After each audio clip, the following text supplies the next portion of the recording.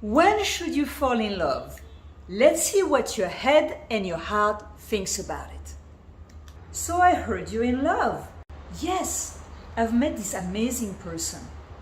Very attractive, makes me laugh a ton, and we just get along. It's been very good with those 2 or 3 first dates. Really like that person. That's wonderful. So what are the plans? Super cool plans ahead. We're so into each other, chemistry is really there, and we can't stop texting. So we decided to go on a long weekend. We're gonna go to the mountain, and we are gonna spend a few days together. We are gonna meet each other's friends. We are going, we're already starting to plan.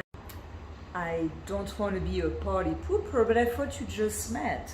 You just went on a couple of dates, and it's great you have all the chemistry, and it's great that you're getting along and making each other laugh. But what do you know about that person? Do you know what they want to do with the rest of their life? What are their priorities? Is it the relationship? Is it to take a good job with a good pay on the other side of the country? Is it living together, having a child, getting married, just taking it cool? Do you know how that person fights? Like tomorrow you have a disagreement. How is that person? Is that person in a terrible mood or very respectful and calm? What do you know about that person? Well, honestly, we have never fought. We just met. We never had a chance to fight. Do you want us to fight just so I can answer you how does that person fight? Yes. I think before you're gonna give your body and your heart to that person, you better know how that person fights. This is lovely. You're having all those good times. And I hope you're gonna have those good times for as long as possible. But there's gonna be a day where you're gonna start fighting, disagreeing, talking about real things, and where you want to live and how you want to live. And if you disagree, what are your different religion? What are your values? And how do you consider family and the future and money? So you're gonna fight. You're gonna disagree. And even the best relationship fights and disagree. But they do it in a good way, in a respectful way, in a mature way. So do you know that that person is mature? What do you know about that person? If tomorrow you disagree about money, is that person going to sit down with you and talk it out? And is that person going to appreciate you enough and value you enough to propose compromise and understanding? Or is that person going to be offended and yell and shout and call you names and belittle you? You can easily go through a perfect honeymoon, love words and poetry, to be pretty nasty and mean. We don't want this to happen here. We need to know who is that person. Well, you are a party pooper, because you don't make me want to go on that 3-day weekend now. What are you saying? That I need to take it so seriously that it's going to be a bore? Of course not. I want you to be happy. I want you to be truly happy. And what I know about that, for having been in quite a few relationships, is that you need to know who is that person. And you are going to have a really cool, really fun, really worth it relationship if you start on a good base with the right person. And you need to know the deep value and how this person fight and resolve problems, staying or flying, being nice or being mean, staying calm or becoming a volcano. You need to know those things. You can have the best chemistry, the best looking person, the most intelligent person with a great job and great everything in appearance. If you do not fight fair together, if this person is damaged from childhood and has not resolved their trauma, that person will destroy you and your relationship. And after the fun date and the fun chemistry, movie, weekend away, it will become painful. And it may be too late. You may already be engaged with the person with some commitments after giving your body and sharing intimacy and promises. And that is when it becomes tough. You need to know that person very well before you give your body, before you commit. So before you present the parents and all the important stuff.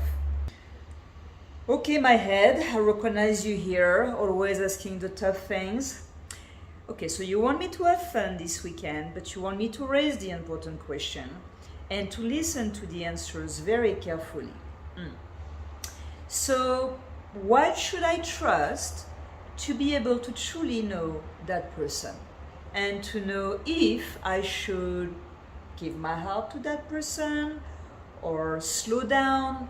All right, if you have like three tips to give me so I can remember them and apply them this weekend and for the next few plans. Glad you asked. So 3 tips, it's easy. How are you going to truly know someone? And what are the mistakes I have made in the past when I didn't follow those 3 advice? 1 is your intuition. You were given a beautiful intuition when you're born. Now, intuition needs to be practiced to become really good and in tune. But your intuition should tell you, there is a red flag. That doesn't sound good. That person's answer is very bizarre. That person's behavior is worrying me. So you need to listen to your intuition, who is going to tell you after the beauty, after the fun, what is the flavor? Do you feel really good when you leave that person and go home about what you've heard, what you've shared of yourself and life? So that's the first thing. And if your intuition tells you, ouch, that doesn't feel right, ouch, big red flags, then you need to address it. You need to address it to know what that person is made of. And it doesn't mean that person, because they have a flaw or something you don't like, is not the right person. It means it needs to be addressed. And if that person is a good person for you, that person will take the time to resolve it, explain it, and discuss it with you in a respectable and mature way. Tip number 2, time. Take time, honey. Okay, go to this wonderful fun weekend and then give it a few days where you can recoup by yourself, be with your own friends, and think, are you missing that person? What do you remember about what you shared and lived? You need to leave that space so you can reflect, so your brain can bring back memories that you just lived and kind of analyze what felt good and what didn't feel good. So you defeated that. The number 3 tips is super important. You will truly know a person by their consistency. Consistency. How consistent is that person? You know how many people treat you super well on the first date or the first few times? It's all loving, it's all nice, they pay for the bill, they pay you compliment, they are charming. And then, after a few weeks or a few months, when you start to really get to know them, they are not so nice. They are not nice to people, to taxi drivers, or to waiter, or to you. That's even the most important part. The compliment they were giving you, gone, no longer exists. The person who will make time for you no longer does. The person who will bring you a little gift, a flower, or pay the bill for you no longer will care about your finances or if you're well or not well in life. So you do need to see someone's consistency. Is someone good even in tough time? Is someone good even under pressure and stress and fear?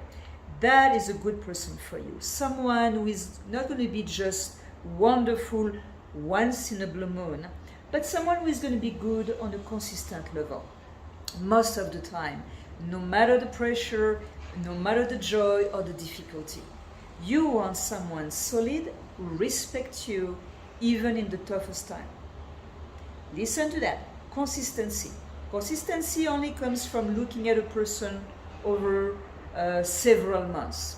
And that's why I always say, do not even consider engagement, moving together, all those things before at least knowing a person for 1 year and seeing that person in many different surrounding and environment, with the family, with the friends, socially, intimately, alone, apart, together, with stress, without stress. Yes, you're going to put that person through a lot of things. Actually, life puts us through a lot of things. You're just going to pay attention. You're going to watch, you're going to listen, you're going to take the time. And it feels good, you open up and you give more of yourself. And it doesn't feel good, you refrain. You slow down what you give. You slow down how much you see that person. You go according to how it feels in reality. You do not want to be with the potential of a person. You want to be with a real person who today is someone you really truly like in its personality, behaviors, and way of treating you. Well, those are really all cool advice. Thank you. I didn't come to get all that. I just wanted to share how glad I was to have met this person and fell in love, but I sure appreciate all the things we shared. I know I can always rely on you, my head, to bring me back to reality. Now I am going to go into that dating, this being in love for the first time in a long time, but consciously. I'm going to go consciously to build something beautiful. And if it is not that, I will enjoy the opportunity, but I will say goodbye. So thank you for the tips, and I hope it helps everybody else. Make sure that your heart and your head work together as a team. They were given to you as a team. They need to work as a team. It needs to feel good in the heart, it needs to feel good in the head. And together they can take you from point A to point B of where you want to be.